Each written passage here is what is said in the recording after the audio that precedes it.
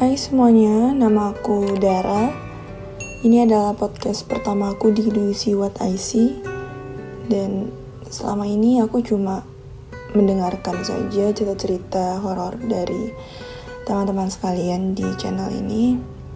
Dan untuk kali ini aku mau coba menceritakan pengalaman hororku. By the way, umurku 17 tahun. Dan aku juga pernah mengalami atau melihat sosok sesuatu yang biasa anak-anak kecil lihat di saat umur mereka masih kecil pada saat TK. Tapi yang aku ceritain bukan yang dulu, tapi adalah yang baru terjadi beberapa hari lalu, atau lebih tepatnya pada bulan Desember 2019.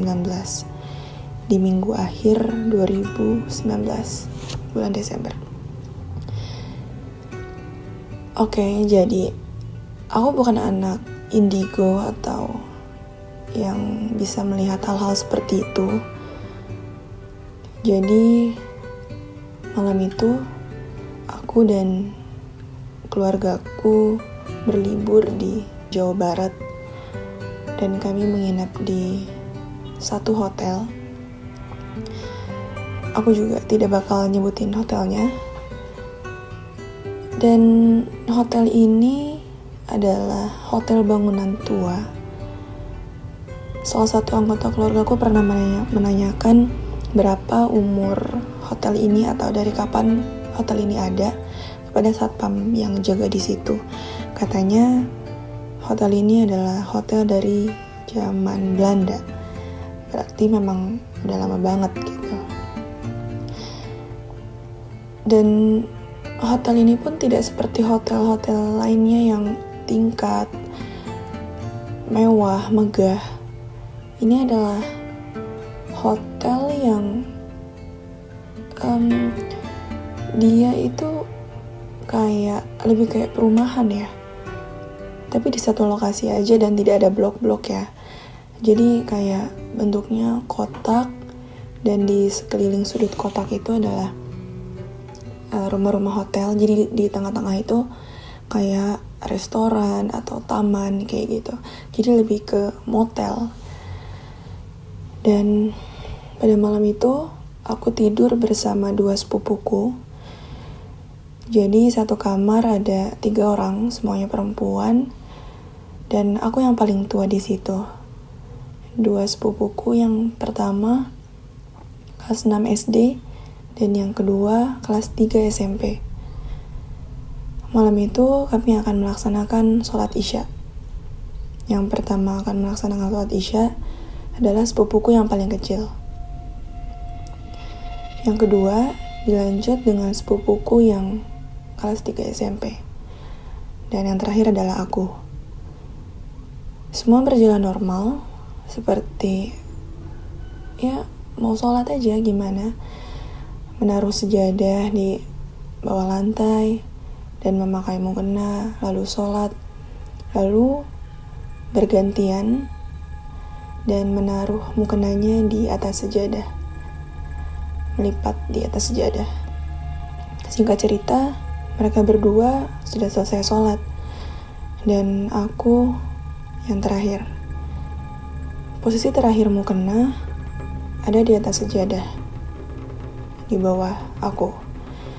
Dan saat aku ngambil mukenanya untuk dipakai, tiba-tiba ada satu cincin di atas sajadah aku.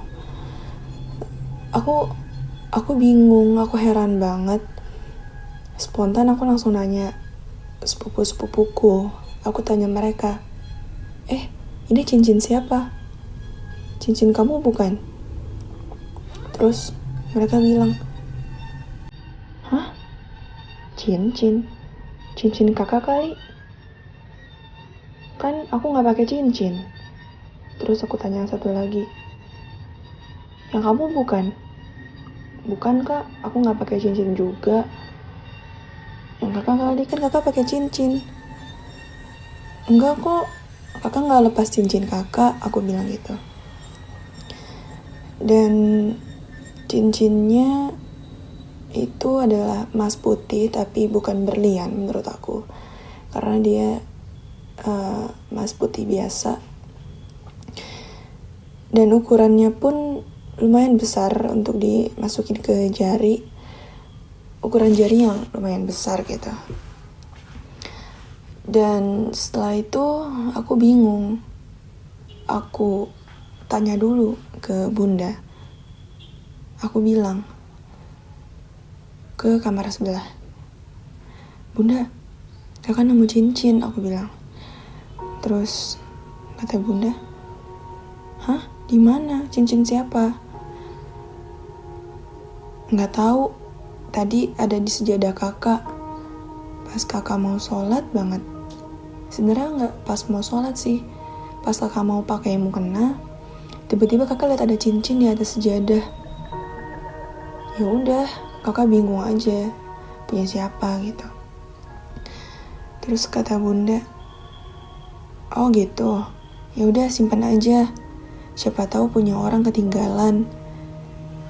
Ya udah, setelah itu aku taruh cincinnya di dekat TV, di meja seberang kasur kita. Setelah aku sholat, keesokan harinya malamnya kita nggak ada kejadian apa-apa. Tapi rata-rata orang yang baru datang ke tempat yang belum pernah mereka datangi pasti kayak ngerasa adaptasi lah dengan lingkungan di situ. Ya agak serem sih. Cuma ya udah kan mau liburan, jadi aku tetap berpikir positif dan nggak usah lah mikir-mikir hal yang kayak gitu.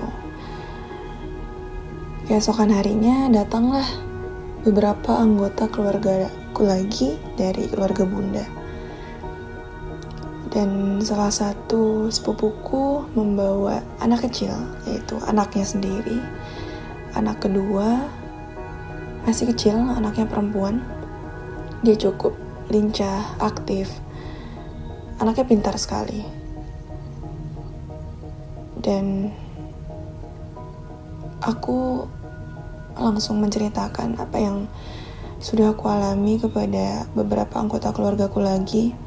Hanya iseng untuk bercerita dan ya gak ada niat apapun setelah menceritakan hal itu. Singkat ceritanya, kami semua tidur. Malam itu kami semua tidur dan berbeda kamar dengan anak kecil yang tadi.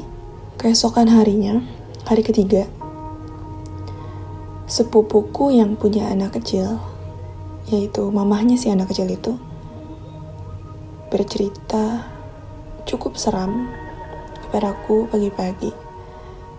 Dia bilang, "Kak, semalam Sera jam 2 pagi bangun loh." Nama anak kecilnya Sera. "Hah? Bangun kenapa?" Aku tanya. Terus katanya, "Iya, biasanya sih memang Sera suka bangun tengah malam. Kadang minta kamar mandi atau minta minum. Dan semalam dia kebangun, dia minta minum. Tapi aku heran lihat dia. Kok dia tutup matanya kencang sekali. Setelah aku paksa untuk melepaskan tangannya dari matanya, itu gak bisa. Dia menahannya kencang banget. Seolah-olah dia sedang melihat sesuatu yang sangat menyeramkan dan jangan sampai dia melihatnya lagi.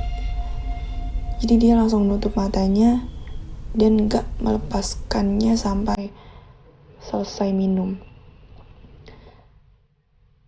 Dan saat minum pun dia sambil menutup matanya, sambil merem. Dia gak mau buka mata. Terus aku heran kan, hah? Emang dia lihat apa? Ya udah, saat itu aku tanya sama dia, kata ibunya, "Sera kenapa sih nak? Kenapa sih? Lihat apa? Dia cuma bilang, enggak, mau minum aja. Ya mungkin dia gak mau ceritain pada saat itu ya. Karena itu tengah hari banget. Maksudnya itu subuh gitu, malam banget. Dan setelah itu, setelah selesai minum, dia langsung tertidur dalam pelukan ibunya. Tapi dia meluknya kenceng banget, seolah-olah dia benar-benar gak mau kepalanya nengok melihat ke arah yang tadi dia lihat lagi. Dan sepupuku bilang Sarah melihatnya ke arah dekat meja yang ada TV-nya, ya tempat cincin itu disimpan.